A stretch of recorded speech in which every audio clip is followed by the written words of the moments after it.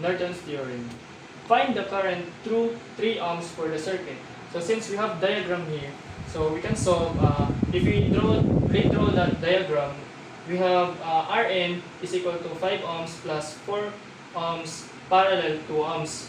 So simply 5 plus 4 times 2 over 4 plus 2. So we can, if we calculate this, we can get Rn is equal to 6.33 ohms. Next, we will be using the current division rule. So the current division rule is simply I is equal to V over R. So 10 volts over 4 plus 5 times 2 over 5 plus 2. If we calculate this again, we can get the 1.84 amps. Next, the IN. IN is equal to, if we will gonna use this formula, so IT times R2 over R1 plus R3. So simply plug it in. So 1.84 times 2 over 2 plus 5. So the IN is 0.525 amps.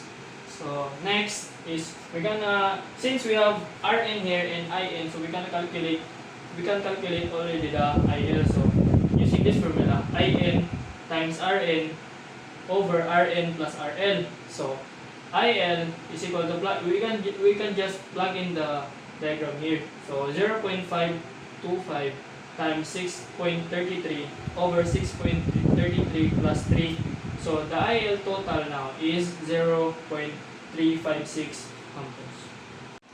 So next, we have to calculate the current through the load resistance. RL is equal to 5 ohms. So as you can see this diagram, so if we rewrite it or redraw it, so we can calculate the R1 is equal to 18 times 4 over 18 plus 4 plus 4.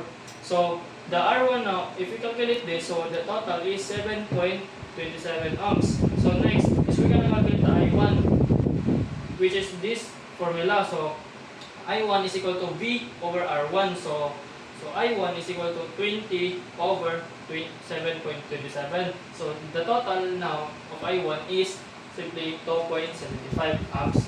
So next is the R2. So the R2 here is 8 plus 10 plus 4. So the R2 total is 22 ohms. Next is the I2.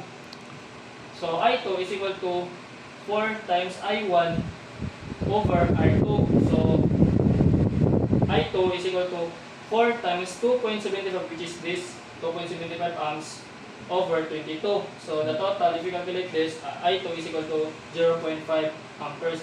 So to calculate the VTH is simply 0.5 times 10. So we can get the 5 volts.